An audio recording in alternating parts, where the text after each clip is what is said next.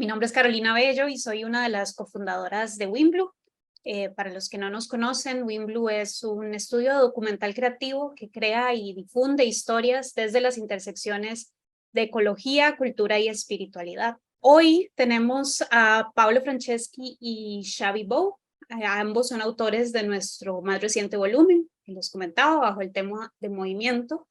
Xavi Bou es geólogo y fotógrafo de Barcelona y es autor del fotoensayo Ornitografías, el cual les dejé por ahí el link en el chat. Este es un trabajo sobre el movimiento de las aves, de donde surgen temas como la cocreación multiespecie y la representación del movimiento animal. Y también tenemos a Pablo Franceschi, que también es cofundador de WinBlue, y él es autor de un texto titulado Los árboles a lo lejos, un ensayo que invita a la reflexión sobre los recorridos animales, la infraestructura vial y la posibilidad de desarrollos más justos. Ambas historias parten de notar los recorridos de las aves en el caso de Xavi y la tamandúa en el caso de Pablo, ¿verdad? Y no solamente notarlos, sino también observarlos con curiosidad. Pero luego, después de este proceso, ¿verdad? Se da un proceso más creativo e imaginativo para representar aquello que observaron. ¿Cómo fue esta relación de atención, imaginación para cada uno de ustedes? ¿Y cómo fue el proceso para resolver esa representación de la forma en que cada uno de ustedes lo hizo en sus historias? Xavi, si quieres arrancamos. Vale, pues empiezo yo. Bueno, gracias por invitarme y gracias que habéis venido a esta charla. En mi caso, mi pasión y afición por la naturaleza ha sido toda mi vida. Desde bien pequeño que mi abuelo me introdujo al mundo de la naturaleza. Yo soy de un pueblo que está al lado de un delta y al lado de una gran ciudad como es Barcelona. Pero en el Prat de Llobregat hay un río Llobregat que es el que desemboca, entonces hay un delta. Y mi abuelo tenía la costumbre de ir a visitarlo. Entonces me empezó a acompañarle y empecé a darme cuenta que había diferentes tipos de aves, que tenían diferentes tipos de comportamientos. Y ahí es donde surgió mi curiosidad, ¿no? Con el paso de los años, mi relación con la naturaleza fue más a través de los viajes, sobre todo en la adolescencia y en juventud más inicial. Y bueno, estudié geología por mi conexión con la naturaleza y fotografía. Y así que al final me acabé dedicando a la fotografía. Y entonces, aunque en un tema que no tenía nada que ver, que es la moda y la publicidad, y después de muchos años es donde me di cuenta que esta naturaleza que durante estos años me había acompañado, yo la quería representar de una forma artística, pero de una forma artística que para mí fuera personal. Entonces, después de todos estos años de observación de la naturaleza, como comentabas, tenía esta necesidad de llevarlo a mi campo personal y de poderlo mostrar desde mi punto de vista, ¿de acuerdo? Y una vez planteado esto, claro, no, hay proyectos que se te ocurren igual en horas, otros en días, y en este caso fue en años. Tardé años en encontrar de qué forma podía representar esto que a mí me fascinaba tanto y de esta forma compartirlo con el resto de gente y esperar que al resto de gente le surgiera algo parecido o al menos despertar esta curiosidad por este tipo de naturaleza, en este caso las aves, que para la gran mayoría de gente pasa desapercibido, ¿no? Claro. Entonces, este fue el proceso bueno, de preguntarme qué quería mostrar y que quería hablar de aves. ¿Cómo en concreto en este proyecto? Pues mira, como la anécdota, por decirlo así, después de muchos años buscando una temática, sabiendo que quería mostrar la naturaleza de una forma que nos hubiera mostrado hasta ahora, porque a mí me interesa mucho la innovación, pues un día viendo un rastro en un camino, unas pisadas, pensé qué tipo de rastro podían dejar las aves en el cielo, si fuera posible. Entonces me imaginé estas líneas, parecías a lo mejor a lo como podrían dejar los aviones. No me imaginé nada, de verdad, mucho más complejo, pero pensé, bueno, puede ser interesante, ¿no? Hacerlo visible. Y a raíz de estas pisadas, que no tiene nada que ver, porque evidentemente lo que muestro no son rastros, sino es en el ave en sí, pero con otra percepción del tiempo, ¿no? Pues a través de estos rastros iniciales es como me surgió esta idea que después, bueno, conseguiría materializar y sería un proyecto que he estado desde este momento han pasado 10 años. O sea, estos últimos 10 años aún dedicándome a esto.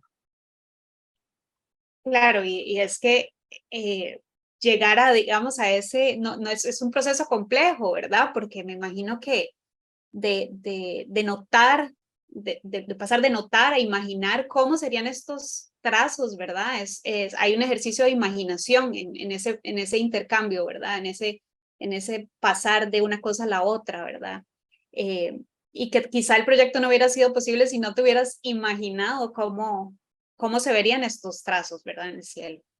Bueno, lo interesante es que este proyecto no habría sido posible sin todo lo que me había pasado en la vida que yo no había planeado. O sea, si no hubiera tenido una parte de como un bagaje más artístico, esto, bueno, pero si no hubiera tenido el bagaje más naturalista o más científico que tuve en la carrera y durante mis años como aficionado a la naturaleza que he ido estudiando las aves, tampoco lo habría conseguido porque necesito un conocimiento Claro. medio de las aves. Y luego, sobre todo, si no llego a tener la pata de la técnica que han sido todos estos años trabajando con fotografía y postproducción, porque sobre todo yo me dedicaba a postproducción, sin un conocimiento medio alto de postproducción no se puede hacer este proyecto. Entonces, curiosamente, es como si me hubiera estado toda mi vida preparando para algo que evidentemente no ha sido así, ha sido simplemente hecho como un cóctel de lo que sabía y ha surgido este proyecto.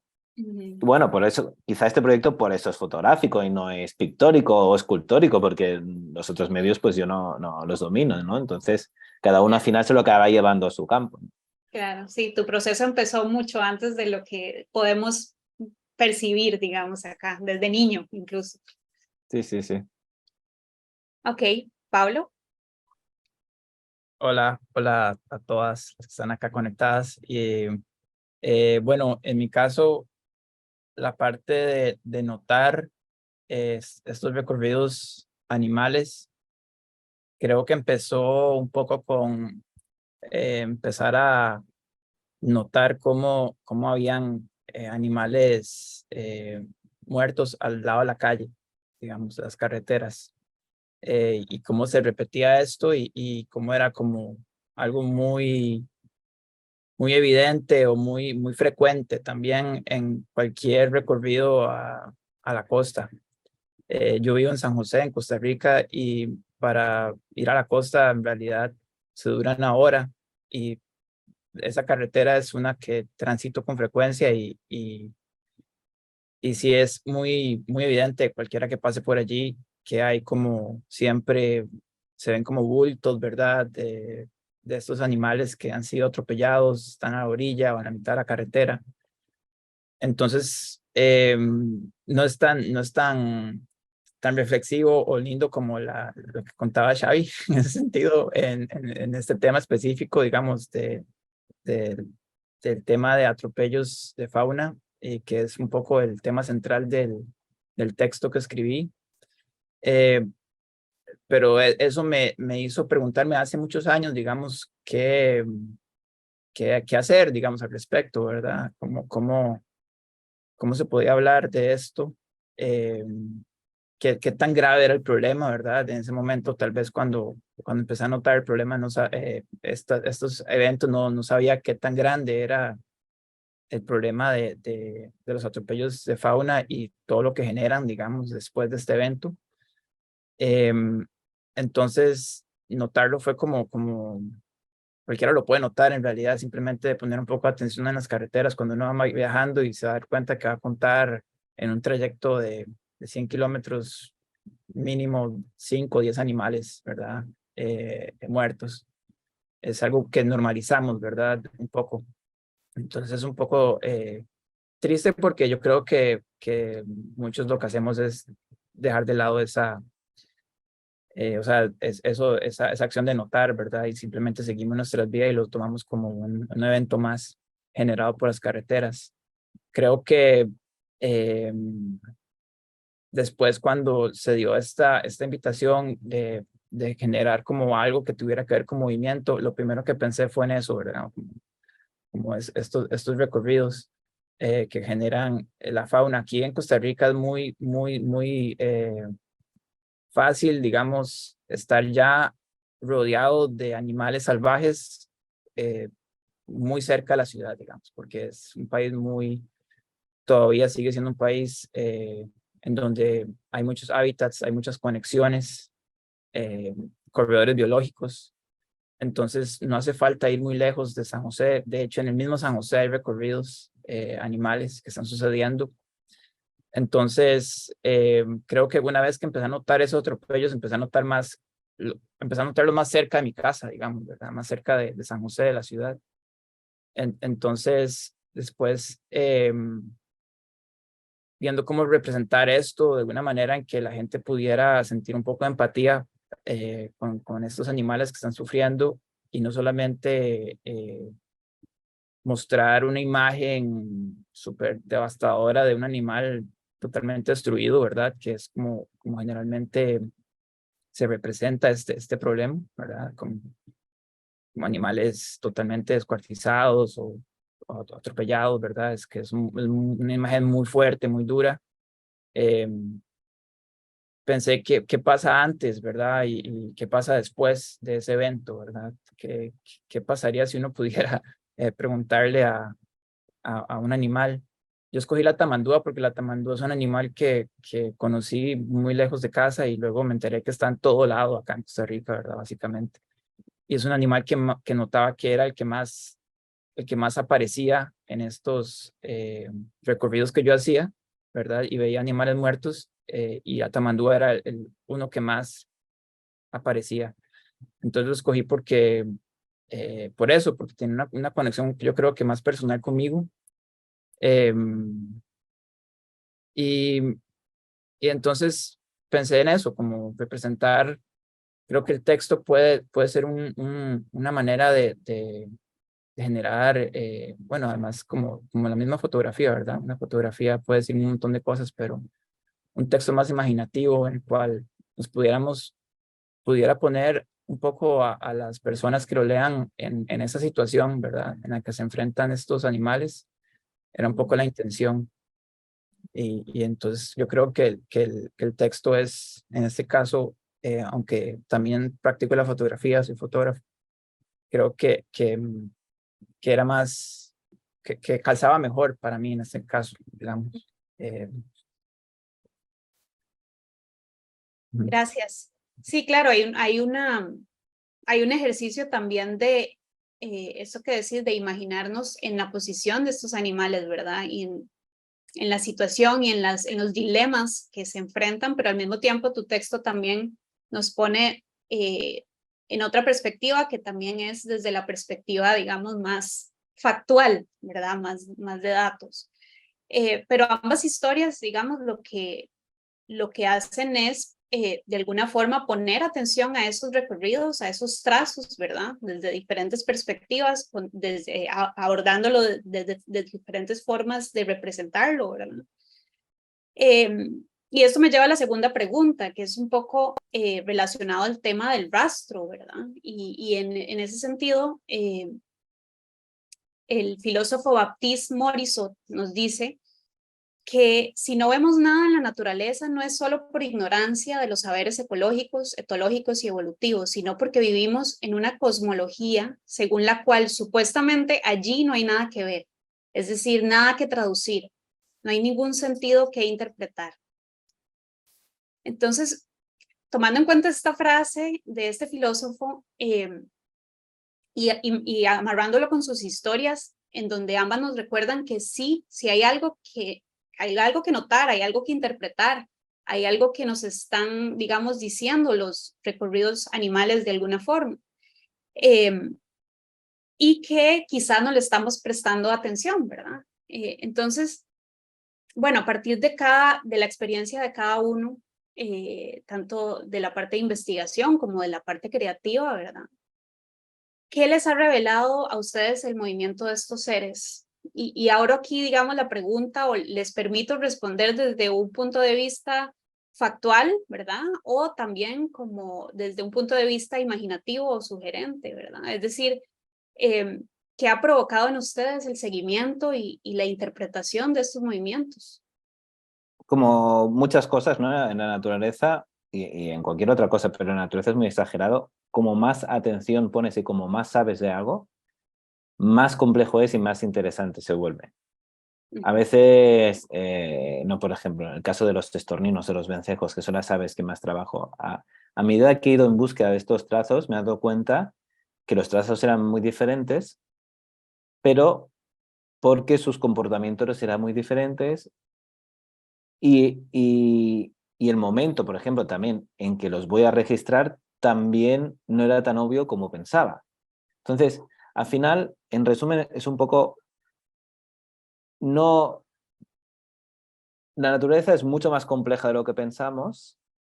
Simplemente es que, bueno, para comprenderla nos hacemos unos resúmenes y nos quedamos con igual unos conceptos muy básicos. Y es más interesante y es más fascinante a medida que vamos sabiendo más. Entonces, a mí, el gran aprendizaje ha sido este, la gran complejidad que hay detrás de lo que aparentemente es un ave.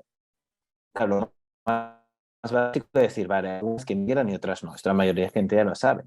Pero luego igual hay migraciones, algunas que son hacia Europa, otras que son hacia África. Luego hay migraciones dentro del mismo país, de la parte de montaña hacia la parte de costa.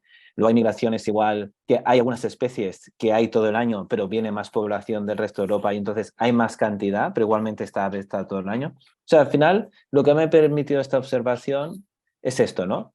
Que realmente no sabía nada. Cuando empecé el proyecto, en estos últimos años ha sido, si ya me gustaba, ha sido mucho más interesante, mucho más fascinante descubrir todo lo que hay detrás. También, por suerte, me he podido poner en contacto con ornitólogos y, y al poder profundizar más, ha salido más información. Y esto tiene mucho valor en el momento de, justo lo que has dicho tú, creemos que bueno, hay quien cree que la naturaleza no hay nada que ver. Y es porque si tú crees que no hay nada que ver, es que no sabes nada. Y como más sabes que hay que ver. Y en la naturaleza es exagerado. Y esto es muy bueno porque no te puedes aburrir nunca. O sea, cuando te crees que conoces, sabes identificar un árbol o un ave. Se empieza primero sabiendo qué es un ave, que no. Luego diferenciando que hay diferentes tipos de aves. Luego, una vez la reconoces, hay el canto, pero luego está el comportamiento, que es mucho más interesante porque va mucho más allá de la descripción. Y no solo aprender los comportamientos, sino que en la naturaleza siempre hay excepciones. Si, por ejemplo, te dicen que un ave siempre anida en los huecos no sé, de unas casas o de casas, de repente un día ves uno que cría en un árbol, porque la naturaleza crea excepciones. Entonces, esto aún es más fascinante. O sea que es una buena noticia por decir a medida que la gente se va acercando más a la naturaleza, tiene más cosas que ver y más fascinante se vuelve. Y esto yo creo que es algo, si nos ponemos un poco más filosóficos, histórico, porque igual que en la Edad Media, la naturaleza era algo incluso aterrador, ¿no? Y todos los cuentos, todas las leyendas, todo lo que no se podía usar para beneficio humano, por ejemplo, las aves de presa se le llamaban alimañas, ¿no? Que eran aves que hacían el mal porque se estaban comiendo las mismas especies que comíamos nosotros. Pues claro, todo lo que no era positivo porque te alimentaba era negativo. Y era un lugar oscuro y donde se escondían las brujas, por ejemplo, donde se escondían los monstruos y claro, después vino la naturaleza como algo lúdico, que ahora quizá estamos en esta parte, ¿no? Hace unos años, yo por ejemplo, ahora hablando del mar, que estoy al lado del mar y hace, no sé, cuando era pequeño me acuerdo que todo el mundo que iba con unas gafas de bucear y unas aletas era para pescar, porque era como si el mar fuera una despensa. La gente que iba a la montaña era solo para buscar setas o para buscar espárragos. Bueno, ahí no tenéis espárragos, ¿no? Pero, pero era como un lugar donde sacar algo gratuito, como sacar algo de provecho. Ahora la naturaleza es un lugar donde ir a hacer deporte y donde desconectar, pero también igualmente tiene un impacto, porque de repente se llena la montaña de corredores, de escaladores, Entonces, todo igualmente son formas de estar desconectado con la naturaleza, porque es ir a hacer un uso y no sentirse parte de ella. Es como yo como persona voy a usarlo de esta manera, ¿no? No me siento conectado a ella y respeto cuándo son los límites y hasta dónde puedo llegar y qué uso puedo hacer de ella, ¿no? Esto es algo que tendremos que reaprender en los siguientes años a medida que la naturaleza se va reduciendo y está más amenazada.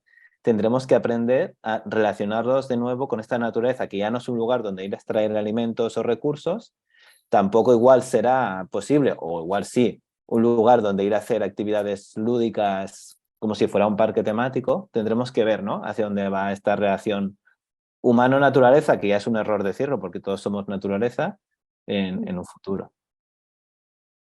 Sí, algo que decís es muy importante que, pues sí, que la naturaleza es de un conocimiento, o sea, puedes aprender infinitamente de ella, ¿verdad? Y no solamente estudiándola, o de estudiándola me refiero a la forma de, pues, aprender datos y, digamos, estudiando lo que los científicos han descubierto, sino también esta otra parte que decís, que es experimentándola. Y creo que hay un aprendizaje muy valioso, no solo para entender sobre otros seres o sobre otros, sobre el mundo vivo que nos rodea, sino también sobre nosotros mismos en relación con ellos, ¿verdad?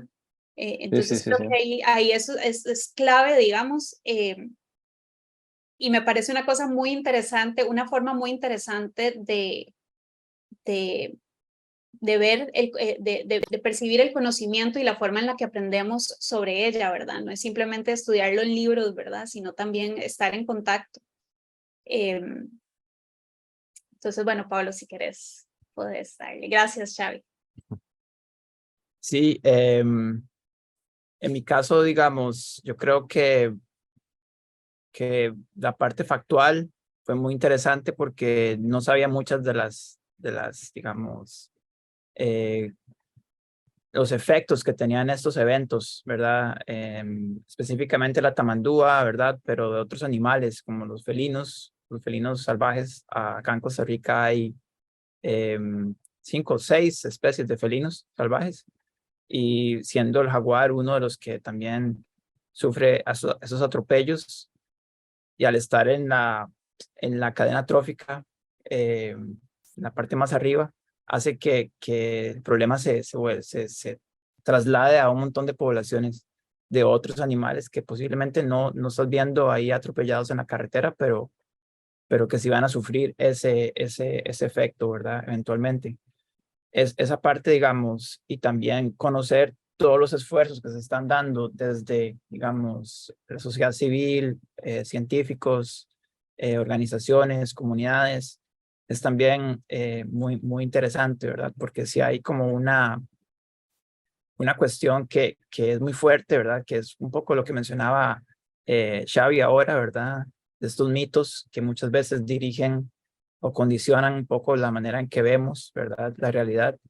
El mito del desarrollo, ¿verdad? Ilimitado en el que vivimos es un mito que básicamente nos hace un poco no mirar esos problemas como lo son, ¿verdad? No considerar la gravedad de estas situaciones, porque tenemos que llevar el desarrollo, o sea, sí o sí, digamos. Entonces, y las carreteras son un símbolo, una manera de que este desarrollo sea posible en comunidades alejadas de centros urbanos, por ejemplo. Entonces sí, digamos, hay un discurso que va en contra de las carreteras, que no es el discurso que yo considero ser el adecuado, pero sí carreteras amigables, digamos, con la fauna. Creo que es un discurso que puede tener muchas trabas, digamos, ¿verdad?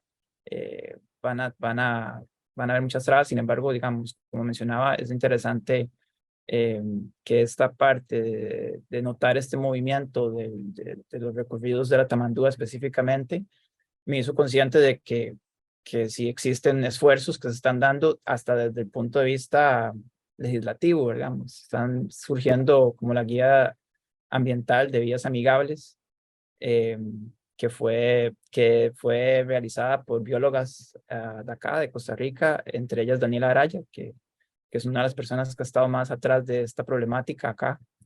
Y yo creo que es interesante ver eso, ¿verdad? Pero es luchar contra un mito, ¿verdad? Luchar contra una idea muy instalada en nuestra manera de pensar, ¿verdad? Actual, que, que tiene que cambiar, ¿verdad? Porque si no, al final de cuentas, esa cadena trófica se parte, cambia, y nosotros somos parte también de esa cadena, ¿verdad? En un momento nos va a afectar eh, a nosotros, y no solamente hacerlo por eso, sino también por toda la demás vida que se está perdiendo no solamente animal, también vegetal, por ejemplo, ¿verdad? Que es otra cosa que yo no he considerado antes de empezar a investigar esto, ¿verdad? Toda la cuestión que si un herbívoro no puede cruzar la carretera o es atropellado al cruzar la carretera, y las poblaciones de herbívoros bajan en cierto lugar, en ciertos sectores, ciertas plantas pueden proliferar y convertirse en una plaga y afectar a otras especies. Entonces es toda una cuestión muy compleja,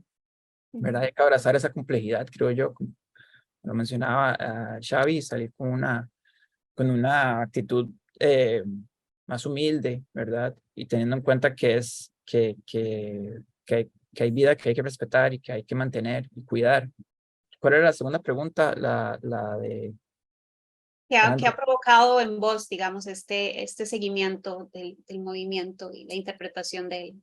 Bueno, eso, básicamente, como ser más consciente, ¿verdad? De la problemática que no es, y además de eso, de lo mucho que recorren los animales, o sea, que un animal no está en un bosque, en un parche bosque, son animales que recorren bosques y kilómetros, y su casa es a donde haya comida, no es una zona específica. Obviamente existen regiones, el clima determina animales que solo viven en ciertos lugares por el clima, por la geografía, etcétera, pero creo que sus hábitats son mucho más grandes que lo que creemos, ¿verdad? Y lo que consideramos muchas veces. Entonces, sí, eso es parte de lo que me ha hecho consciente de investigar un poco de esto.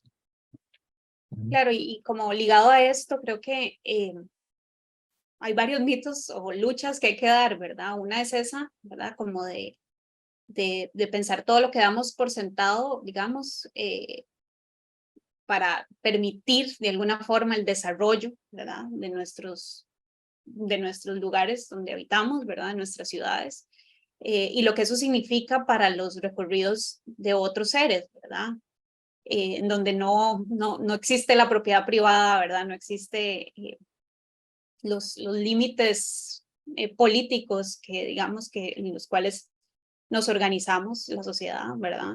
Y este tema me lleva a la siguiente pregunta que tenía, ¿verdad? Que es como, o sea, está este mito del desarrollo, pero también siento yo que la otra lucha que hay que dar es pues con la lucha contra la distracción, ¿verdad? Estamos constantemente bombardeados por cosas para que nuestra atención esté por todas partes, ¿verdad? Y esto pues ha provocado que la atención en este momento específico de nuestra historia sea un acto casi que revolucionario, que subversivo, ¿verdad? Y esto no solo aplica para la poca atención que le ponemos a lo que nos rodea, a los otros seres vivos, ¿verdad? Sino también entre nosotros los humanos. Es difícil ponernos atención. Entonces, bueno, tomando en cuenta esto, ¿verdad? Y creo que ya Pablo un poco lo abordó. ¿De qué formas notar o poner atención a estos recorridos y la vida de los otros seres nos puede invitar a relacionarnos diferente con ellos y al mismo tiempo, ¿verdad? Como atender sus movimientos y repensarnos en esas trayectorias, ¿verdad? Y también y creo que ya Pablo lo puso muy explícito, pero ¿hay alguna intención, digamos, activista en sus historias?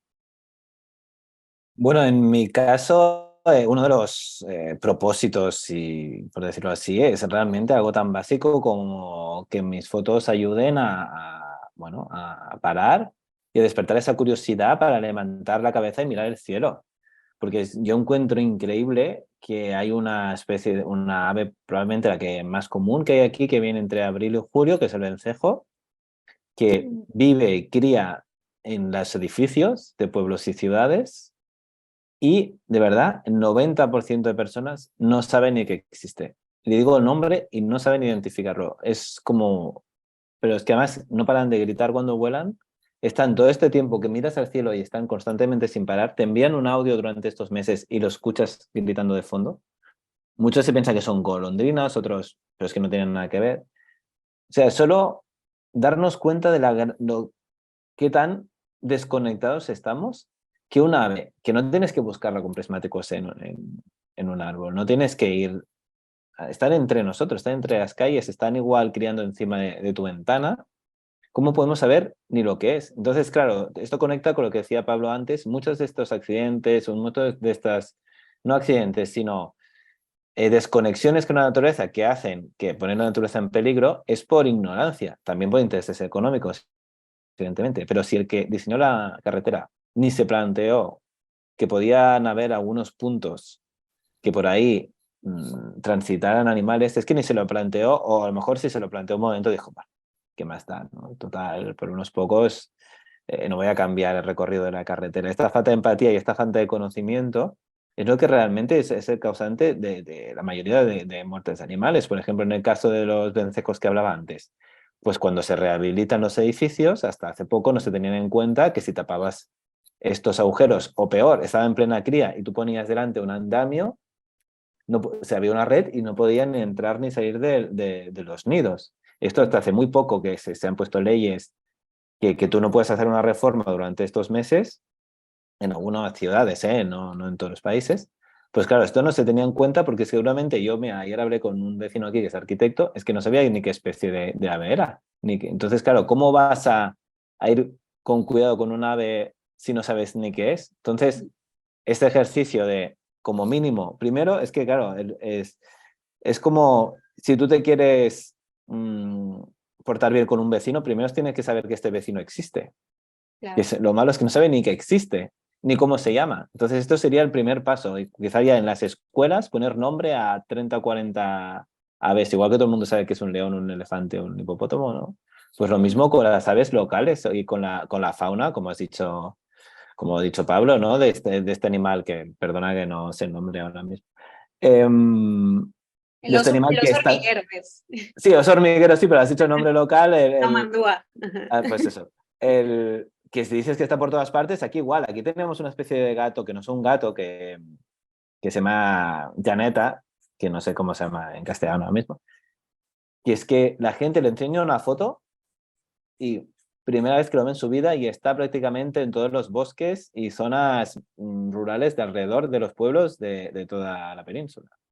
O sea que es increíble la ignorancia. Entonces, claro, es el primer paso, es este conocimiento. Entonces, el proyecto lo que pretendo es al menos decir, ostras, ¿qué estoy viendo? ¿No? Más allá del proyecto artístico, este proyecto curioso de, mira, que hay diferentes tipos de formas porque hay diferentes tipos de aves que tienen diferente tipo de comportamiento. Es esperar algo tan básico como esto y a partir de ahí empezar a construir, ¿no? Claro, y eso es también, pues como hablábamos ahora, ¿verdad? Luchar contra las distracciones, ¿verdad? Que nos han impedido conocer a los otros seres con los que vivimos, ¿verdad? Convivimos. Claro, Y porque miramos hacia adentro y con los móviles aún más. Claro, miramos hacia, igual estamos viendo vídeos de ballenas o de orcas y tal, y no estamos ni viendo exacto. el espectáculo que igual hay un halcón cazando un vencejo a 20 metros de tu cabeza y ni te estás dando cuenta, ¿no?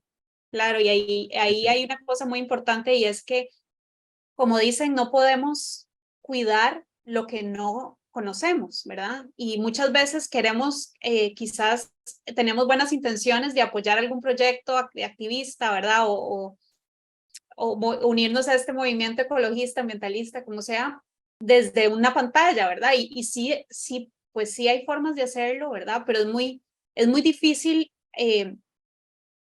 cuando no tenés una relación con este ser que querés proteger, ¿verdad? Entonces, por eso a veces es difícil como apoyar. Hay gente que apoya causas, no sé, los incendios en el Amazonas, o, ¿verdad? Y es importante, pero ¿qué tal lo que está pasando afuera de tu casa, ¿verdad? Y hay una especie de ceguera, ¿verdad? A lo que los problemas próximos a cada quien, ¿verdad? En sus comunidades, en sus países, porque están por todas partes, ¿verdad? Y no solo problemas, sino también cosas hermosas, pues, como hablábamos ahora, podemos estar aprendiendo de ellos sin necesidad de recurrir a una pantalla o a otras cosas, ¿verdad? A otras formas. Y yo creo que ahí tu proyecto, Xavi, es muy sutil en la forma en la que es activista, ¿verdad? Porque apela precisamente a eso, a la atención y a la relación con lo que está a la par mía, arriba mío, ¿verdad?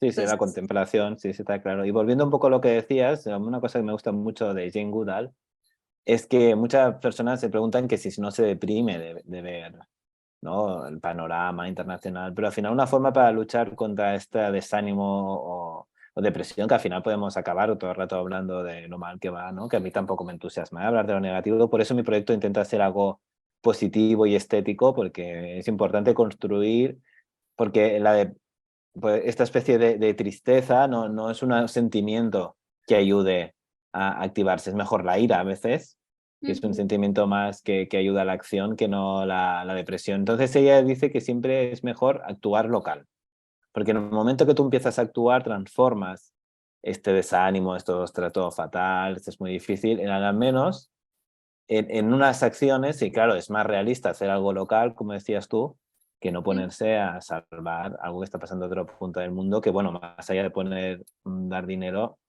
que no sé hasta qué punto esto es suficiente como para sentirte lleno, te va a ayudar seguramente a reaccionarte mucho mejor con el conservacionismo, actuando local. Sí, sí. exacto. Pablo, gracias, Xavi. Sí, no, buenísimo. Creo que es muy interesante, ¿verdad? Porque es irónico, ¿verdad? Estamos viendo ballenas azules en el teléfono y al frente tenemos un espectáculo, como mencionaba Xavi, que nos estamos perdiendo por estar, y quizás estamos hasta donando para proteger las ballenas estas y no estamos como protegiendo lo que está alrededor nuestro, ¿verdad? Una de las cosas que me hizo como escribir el texto a mí fue justamente un encuentro que tuve en mi casa, en San José, con la tamandúa. Yo estaba en mi casa un día y los perros estaban ladrando, yo salí y hay una tamandúa en la cerca púa que divide el terreno con el del vecino, y estaba allí, o sea, y yo no lo podía creer, digamos, un oso miguero que yo no había visto nunca en San José, pero lo había visto en la selva por allá, ¿verdad?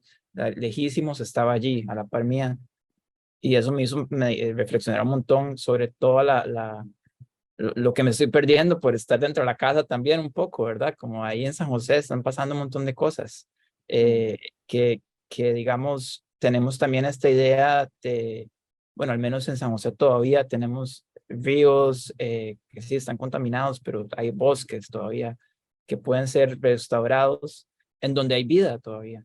Entonces, como que yo siento que la mejor manera de activarnos es empezando allí, como a donde estamos. No tenemos que pensar en generar una campaña, sino con el día a día allí en nuestra casa, buscando maneras en hacer, por ejemplo, en que estos recorridos sean más fluidos, ¿verdad? Para estos animales. eh, de nuevo, utilizando la imaginación, utilizando el conocimiento, ¿verdad? Empezando a investigar un poco qué es lo que ocupan, qué es lo que no ocupan, cuáles especies son las que transitan por allí, ¿verdad? Eh, yo creo que eso e incluirlos dentro de nuestra comunidad, ¿verdad? Como nuestro concepto de comunidad como algo más allá que humano, nada más, ¿verdad? Que creo que hay una cuestión también muy globalizante que nos quita como esta idea de localismo, ¿verdad? Que es muy grave porque existen como especies de plantas y animales muy locales, ¿verdad? En cada lugar y que se están perdiendo por estar pensando en el icono que nos está mostrando, no sé, de un bosque por el lejos de casa, ¿verdad? Y hay un montón de cosas. Esto me recuerda una historia de Wimbledon también, mariquitensis, de esta eh, muchacha colombiana que encontró una especie endémica de este lugar que la encontró en el patio de su casa, digamos, ¿verdad?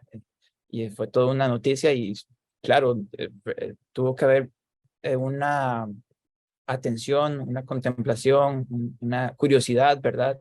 Pero también tener eso presente, de que donde yo estoy, existen cosas maravillosas sucediendo que a veces no las vemos, ¿verdad? Ocupamos tal vez sentarnos o simplemente una cuestión casual, ¿verdad?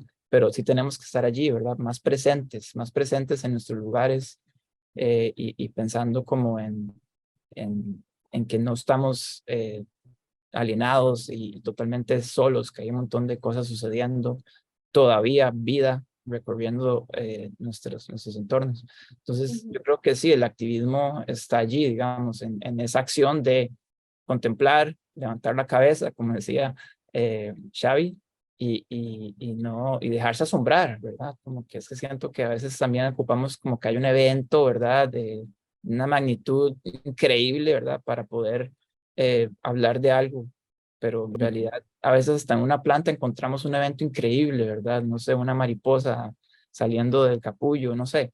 Hay un montón de cosas que a veces nos perdemos y están allí. Ujú.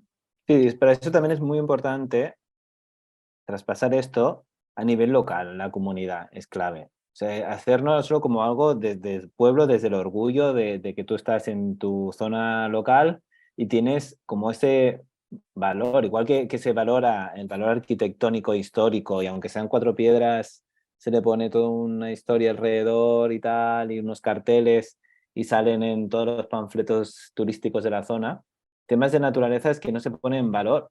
Entonces, yo creo que es como un orgullo local y como desde el pueblo, valorar eso y claro, cuando sean las propias gentes, de los vecinos, vecinas que estén ahí, que pongan en valor eso, pues ya igual se lo pensaban dos veces antes de talar ese árbol autóctono por poner otro, o cómo cuidan su jardín, y si en vez prefieren plantar plantas locales, y así vendrán más fauna local, o ese lugar donde igual alguien va a tirar vertedero que igual no es el más, pero entonces tiene que salir de ahí. O sea, no podemos esperar que sea tampoco el gobierno que nos salve, que estaría muy bien, o las empresas con el greenwash y todo esto, tiene que ser algo que tiene que partir desde abajo, pero claro, el primer paso, que es lo que estamos diciendo, es que la gente ponga en valor, y ahí es donde, bueno, publicaciones como la vuestra o actos como este o otros que hacéis y de otras entidades, pues son claves porque tiene que llegar a la mayor gente posible y de una forma cercana, ¿no? Claro, está muy bien ver un documental de National Geographic, pero esto está bien para enamorarte de la naturaleza, pero igual a veces puede hacer el efecto contrario, al no ver la espectacularidad de fauna que tienes en tu jardín,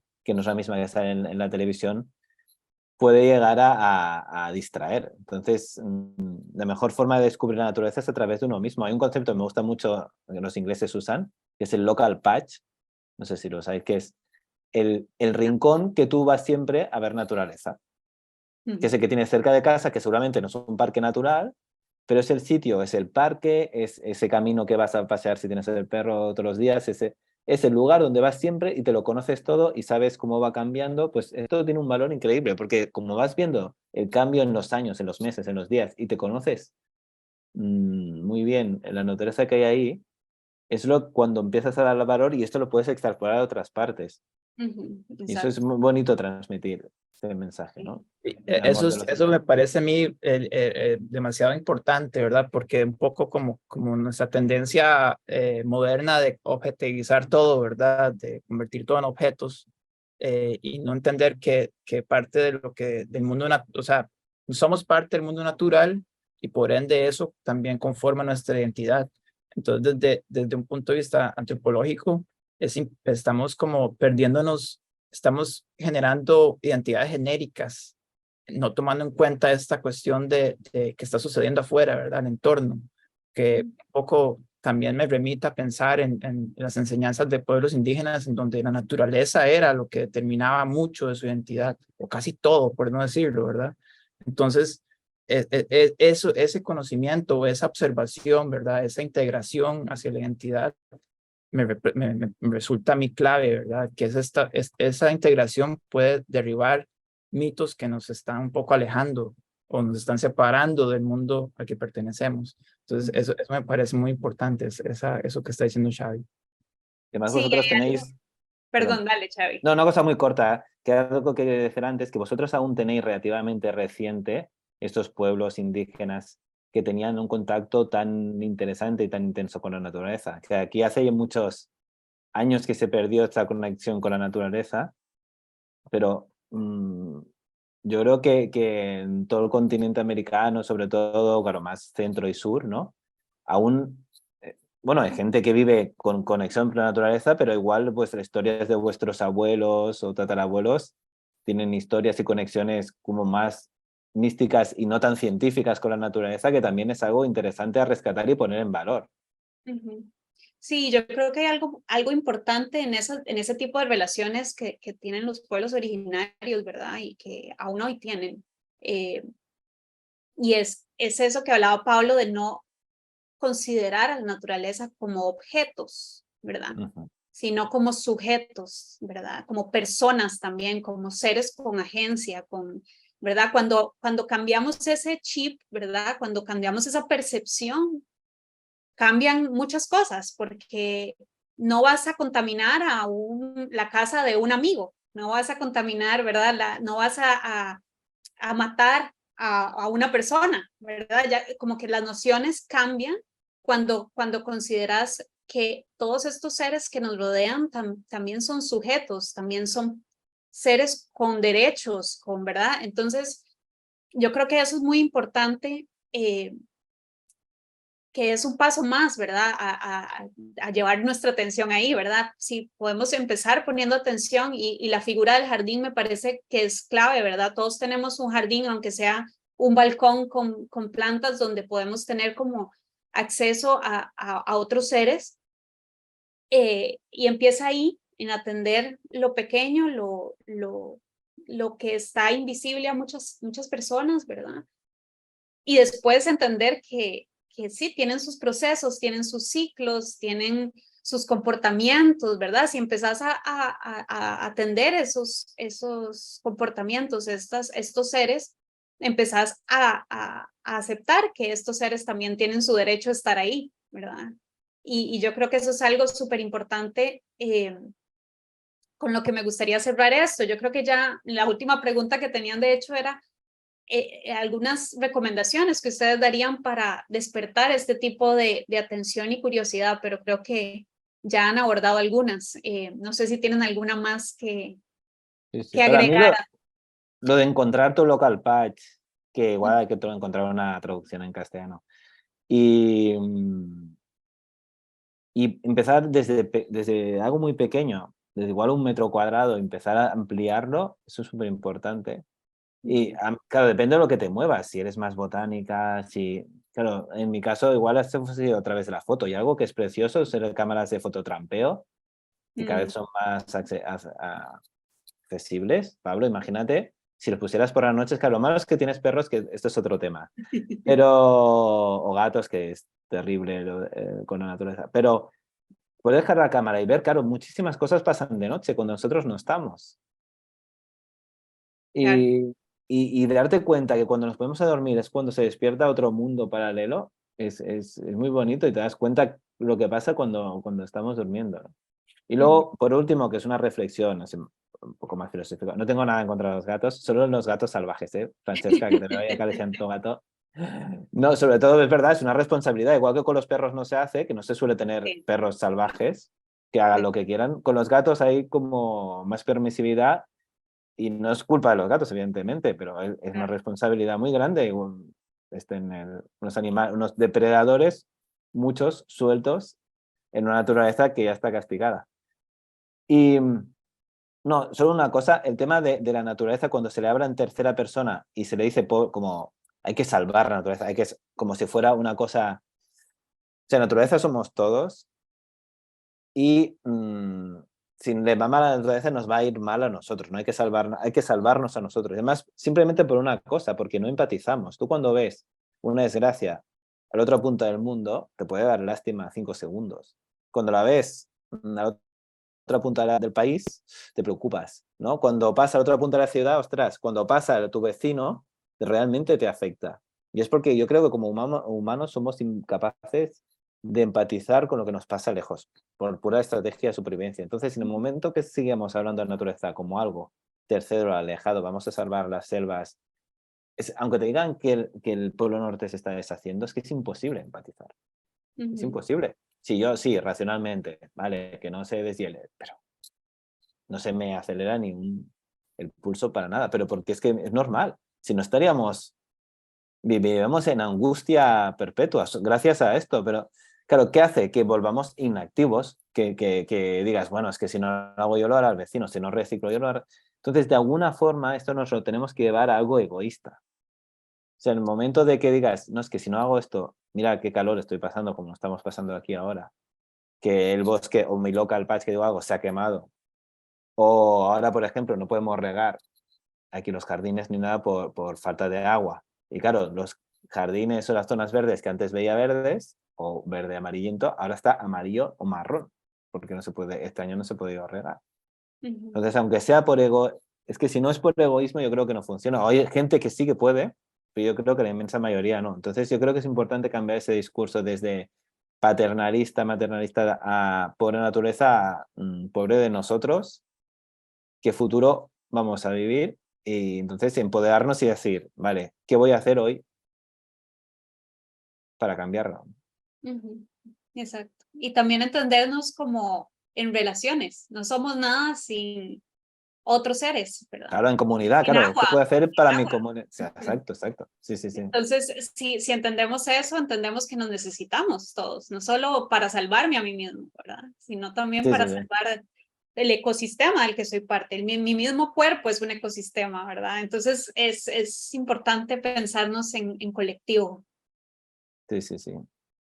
Sí, bueno, mis perros duermen adentro, Xavi, por dicha. Entonces, no pasa nada. Ah, pues mira, puedes poner cámaras entonces. Sí, sí. Yo siento que esto es importantísimo, digamos, la parte de no aturdirse, digamos, pensando en tratar de salvar algo que está muy lejos, sino empezar por lo que uno está cerca, es clave, pero también asumir que todo lo que hacemos tiene un efecto en el lugar donde estamos. Y por más pequeño que sea eso que creemos que estamos haciendo, es un efecto que va a relacionarse con otros seres. Va a tener una repercusión en algún lado. Que sea negativa o positiva, eso es una cuestión ya humana, digamos, ¿verdad? Porque de repente hay un montón de ciclos y situaciones en el mundo que podríamos decir que son negativas, ¿verdad? Pero son simplemente parte de ciclos. Entonces es asumir eso, yo creo, como una actitud de apertura, ¿verdad? Además de lo que mencionó Xavi, de que en donde estamos tenemos un impacto y ese impacto, digamos, tenemos que ser conscientes de, ¿verdad? Y sí, muchas veces, digamos, todos no somos conscientes de, pero al menos tener una idea de que algo va a pasar por mi acción en este lugar, ¿verdad? Y yo creo que eso le da una responsabilidad, pero también un poder a las personas para poder generar un cuidado de la vida en general, creo yo. Bueno, ahora quiero darle espacio a las y les participantes por si quieren hacer alguna pregunta. ¿Cómo están? Yo quería nada más comentar porque me puso a pensar mucho que a través de las historias y cómo dan el mensaje ustedes, ¿verdad? En Wimblu, que por eso me encanta, que es un mensaje y cómo nosotros podemos llevar eso a nuestra comunidad, al trabajo, porque el mensaje que siempre se ha dado en el mundo ha sido como desde lo trágico, desde enseñar un video súper tóxico, desde enseñar accidentes, enseñar cómo quedó un perro, ¿verdad? Después de un maltrato. Y eso en todo el mundo. Y cómo pensamos, y también nos hemos acostumbrado a que eso hace que el humano cambie, ¿verdad? Y que seamos más conscientes, porque eso es lo que nos hemos estado acostumbrando. Entonces, ¿cómo podemos cambiar ese mensaje, verdad? Porque no creo que esa sea la única opción y por eso se ve reflejado en estas historias, porque no, digamos, por ejemplo, la de Pablo, no es que se empieza con imágenes fuertes acerca de los animales en la carretera, etcétera, sino que lo vemos desde esa parte positiva y qué fuerte ese mensaje y ese tipo de educación que hace mucha falta, ¿verdad? Entonces me llevo mucho y creo que también les digo a ustedes que ojalá se lleven eso, ¿verdad? Los invitados, porque en el trabajo y en todos los lugares es como, bueno, es que sí, es que ya no como carne porque vi un video o un documental acerca de eso, ¿verdad? Pero es que vimos un documental súper trágico. Entonces, ¿cómo podemos cambiar ese mensaje? Y es posible, ¿verdad? Es posible viéndolo desde esa perspectiva que ustedes lo han estado mostrando en Wimbledon. Sí, entonces eso era, gracias. Lo de los mensajes negativos es muy interesante y hasta cierto punto son necesarios en un inicio, ¿no? Porque somos muy visuales y necesitamos ver que hay ríos de plástico, que hay bosques que se están quemando, pero a largo plazo es verdad que al final nos volvemos inmunes o no pasa nada, ¿no? Eso es como el ejemplo que pasaba, al menos aquí, no sé, en vuestro país, pero en los 80, que había la plaga de las drogas, que eran anuncios como muy fuertes en contra de las drogas, saliendo imágenes muy duras, o con lo mismo con los accidentes, con los cinturones de los coches y todo eso, eran campañas muy impactantes que al final se demostró que no funcionaban. En un inicio sí, está claro que tenías que ver que no era bueno, pero al final no funcionaban. Y yo creo que la naturaleza es esto, ya todos sabemos los efectos negativos, pero una vez, si nos quedamos en esto, en la imagen negativa, yo creo que puede pasar a la emoción de la depresión o la tristeza, que no es una emoción que nos lleve a la acción. Entonces tenemos que repensarlo y a partir de ahora que ya todo el mundo prácticamente está concienciado, y quien no está concienciado es porque no quiere estarlo y no vas a concienciar porque es otro pensamiento, que desgraciadamente hay muchísima gente así. Entonces hay que ver cómo ahora yo creo que habría que replantear. Y yo mi teoría un poco es esta, llevarla al yo. Porque lo que decías, Pablo, de decir que lo que todo lo que hacemos tiene un impacto, eso está bien. Pero imagínate un caso de esto es lo que tú comes o bebes. Seguro que haces cosas que a lo mejor sabes que no es lo mejor para tu cuerpo. Ujú. Y no Claro. me digas que no te vas a tomar una cerveza más en tu vida, ¿no? O tequila en tu vida. Claro, sabemos que nos está bien, pero si no lo hacemos con nosotros mismos, ¿cómo no lo vamos a hacer en algo que es mucho más complicado de ver porque estamos... Y la Tierra es que no te la puedes imaginar de lo grande que es la humanidad, no puedes imaginarte, nuestro cerebro no da. Por eso que habría que encontrar la forma que, de Sí. hacerlo, de pasar a la... que nos haga pasar a la acción. Ese es el tema, que nos haga pasar a la acción. Ujú.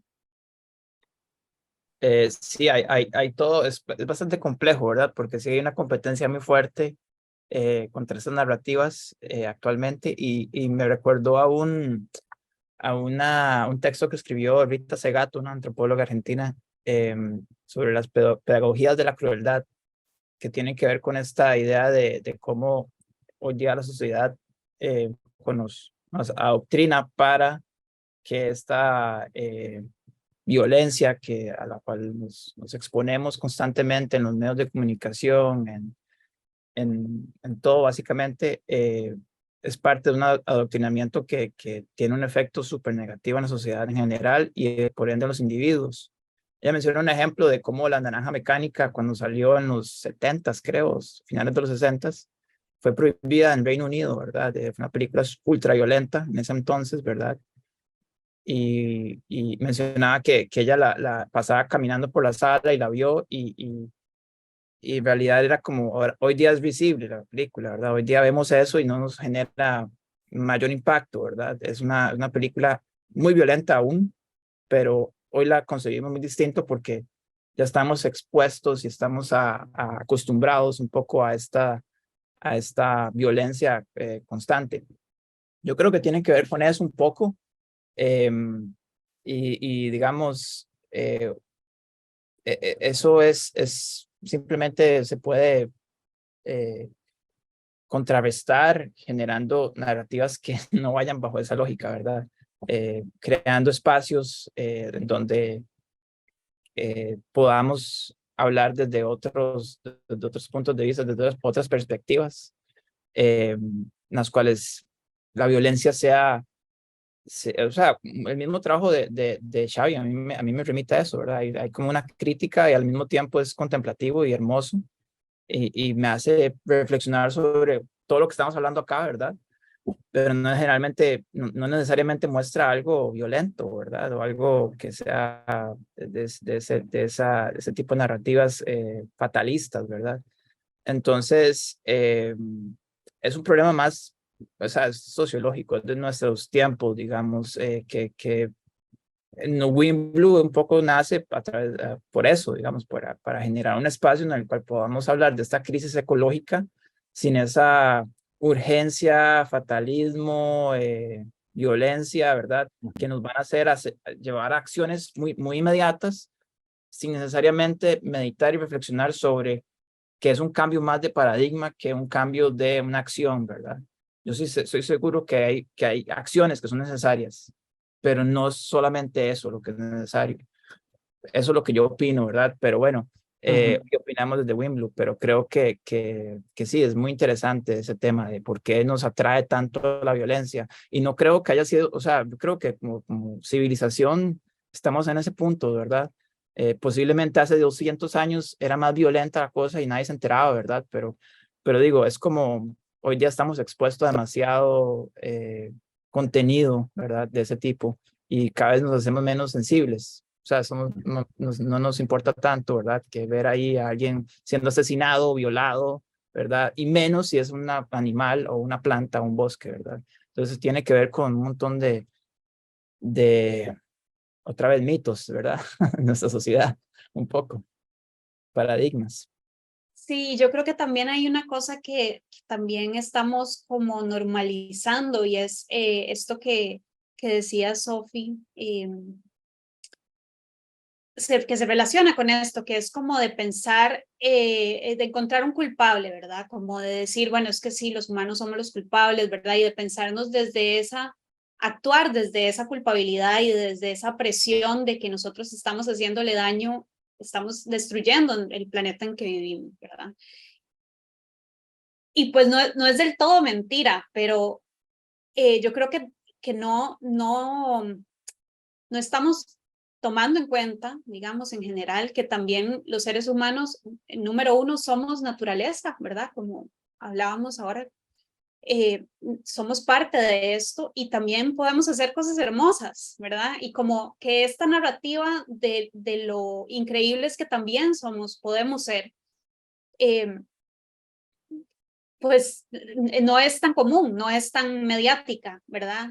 Porque siempre estamos buscando a quién echarle la culpa, ¿verdad? Y quién es el responsable, ¿verdad?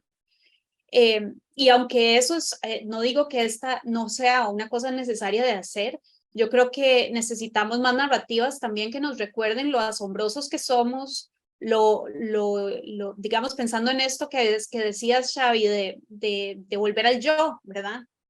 Pues empezar por uno mismo, ¿verdad? Y darse cuenta, sanar la relación que tengo conmigo, ¿verdad? Y con la humanidad en general, en ese sentido, ¿verdad? Y también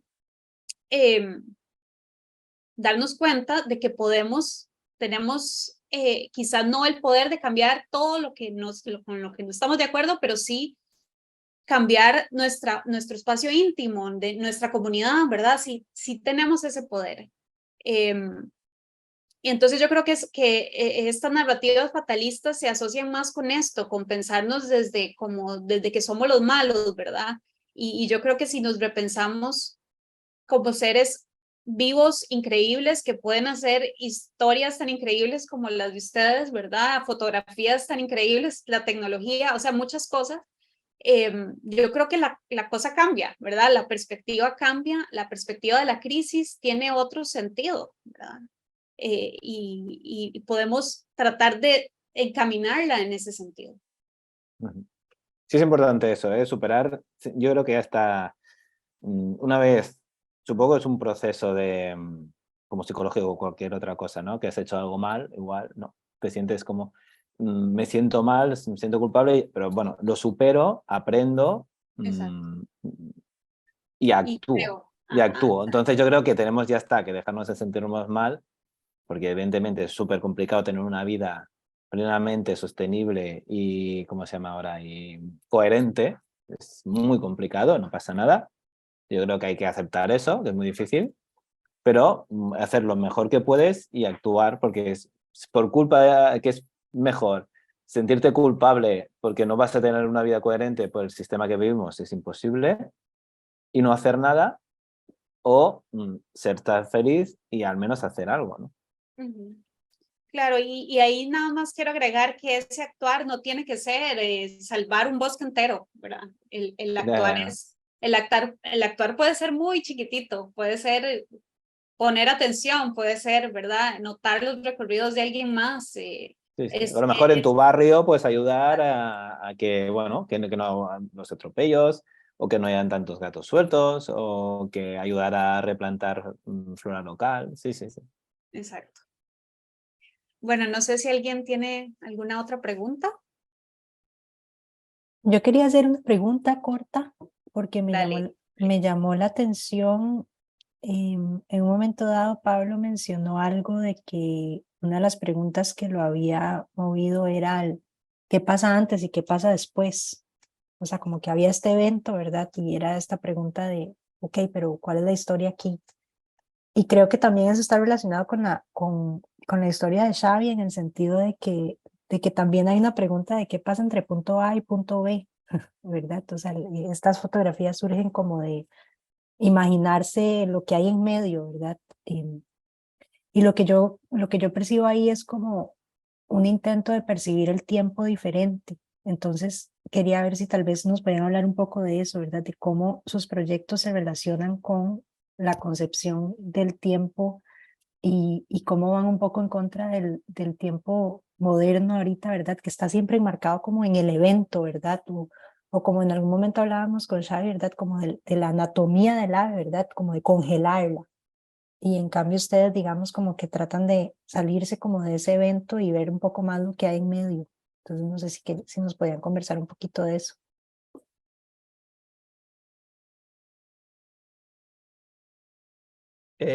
Bueno, si quiere empiezo yo.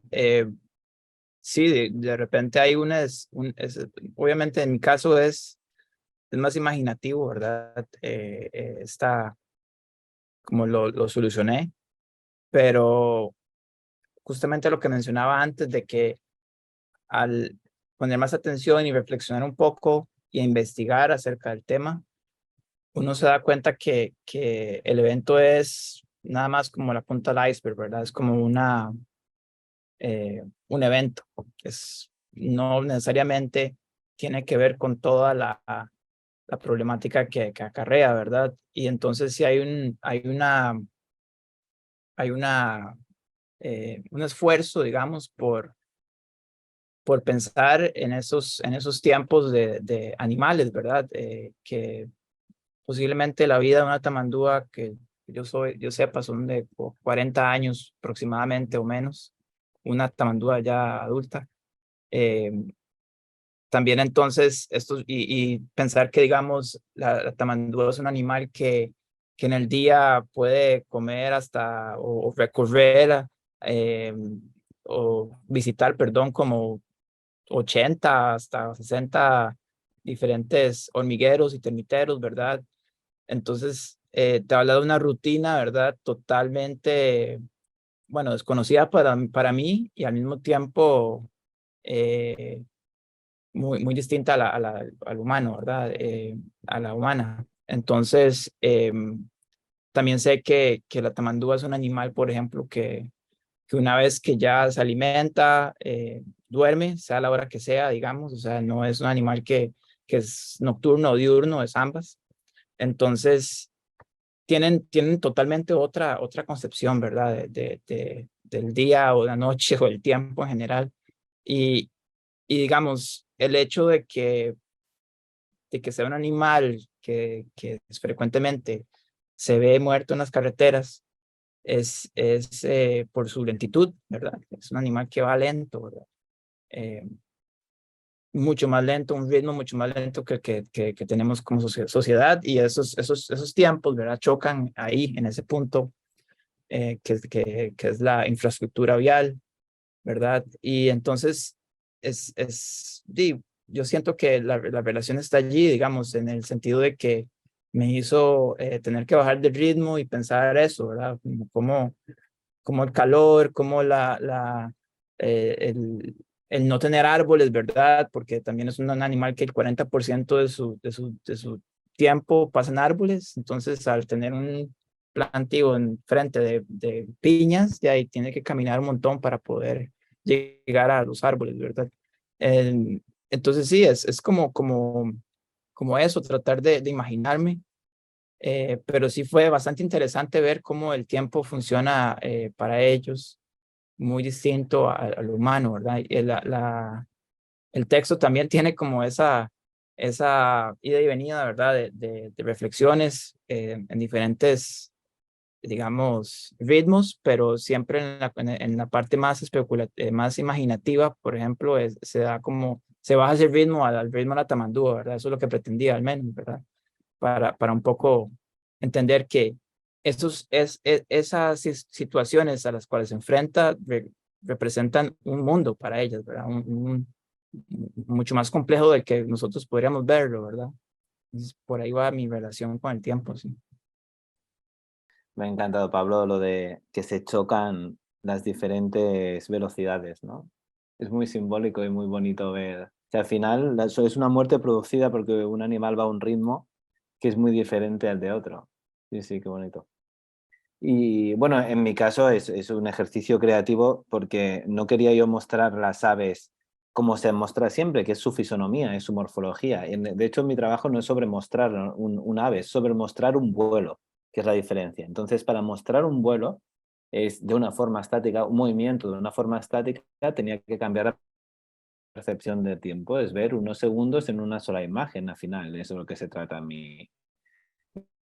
De cuesta mucho percibir si no tenemos esta percepción de tiempo. Normalmente la belleza de la naturaleza está en su morfología, que vemos la belleza.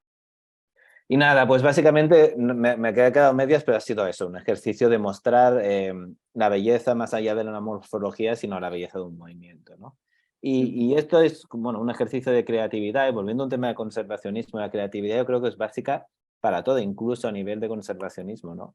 De encontrar soluciones que hasta ahora no tenemos, que para solucionar el tema de los atropellos no es no hacer carreteras, es a saber, ¿no? Ahora tampoco voy a encontrar una solución ahora, pero ya me entendéis, que la creatividad puede ser también una inspiración para decir, ostras, mira, yo he creado esta forma de fotografiar para este fin en concreto, pero claro, en cada temática hay otras soluciones más allá de las que se habían hecho hasta ahora, ¿no? También es un ejercicio a darle unas vueltas que a veces no todo es, ay, pues que hagan carreteras diferentes o que la gente no conduzca, no, a ver, esta necesidad, como decías, Pablo, pero ¿cómo podemos, igual es a través de conocer este animal, pues igual, podemos encontrar una solución de bajo presupuesto que salve muchas vidas, ¿no? Ahí es donde hay el ejercicio, ¿no? de la gente. Claro, y ese actuar del que hablabas Mm, se vuelve un ejercicio creativo, ¿verdad? Un proceso ujú. creativo. Bueno, Hola, no sé si... yo solamente quería- hola a todos. No, Hola. Hola. me gustó mucho ese comentario que Xavi hizo sobre que las fotos de él eran sobre el vuelo y no sobre el pájaro, y me encantan esas dos historias porque hacen, a ver, siempre que vemos animales, los vemos a veces de una forma como, ay, como un adorno, como algo que es para nosotros admirar, para nuestro entretenimiento. Entonces, como los vemos no en movimiento. Entonces, obviamente, este volumen y todo hace que, digamos, que los trazos animales se vean. Y lo que me llama la atención es que todas las especies en en todo el mundo, sus trazos de una forma funcionan, y los trazos de los humanos son los que de ahí son a veces como problemáticos, ¿sabes? Como las carreteras y bueno, y ciudades y todas las cosas que nosotros como humanos hacemos, en las que no involucramos los trazos de todas las otras especies que existen. Entonces, creo que la meta sería esa, que los trazos de nosotros funcionen como funcionan todos los otros trazos de todas las especies. Y algo que también se tocó en algún momento fue la educación, ¿verdad? Yo, digamos, estos momentos me ha hecho pensar como, puña, yo a veces ni siquiera me sé los nombres de los árboles en el jardín de mi mamá, digamos, Pablo y Carolina y mi mamá son todos buenos y siempre están hablando de los árboles, y yo aquí como, ¿cuál es ese? ¿Cuál es ese? Entonces, digamos, ahí digamos, de ese momento, eso es lo que yo saco, como, hey, tengo que tal vez como mínimo aprenderme el nombre de los árboles que veo todos los días, con los que convivo todos los días, con los que mi hija convive todos los días, y también qué lindo fuera que, como se dijo antes, que en las escuelas, en vez de enseñarnos tal vez álgebra, nos digan, hey, salgamos un toque aquí, vea, esa es especie de hormiga, que hay aquí, esta especie de iguana que tenemos acá, y tal vez así las futuras generaciones tengan un poco más de conexión con su entorno local, en vez de conexión con pantallas y cosas que son como extranjeras, que están a miles de kilómetros. Pero muy lindo todo esta hora que hemos estado hablando. Muchas gracias. No, a mí me llama mucha atención y yo llego a pensar en que estas dos historias me llenan con mucha paz y optimismo. Optimismo de que habemos algunos seres humanos que pensamos en los animales, y pensamos no solo en los animales, sino en la vegetación. Pensamos en un árbol, en una planta. Y yo lo vivo eso mucho en mi jardín. Por eso sembramos, por eso pensamos que cuando florea un cactus es todo una novedad aquí, tomamos fotos y todo.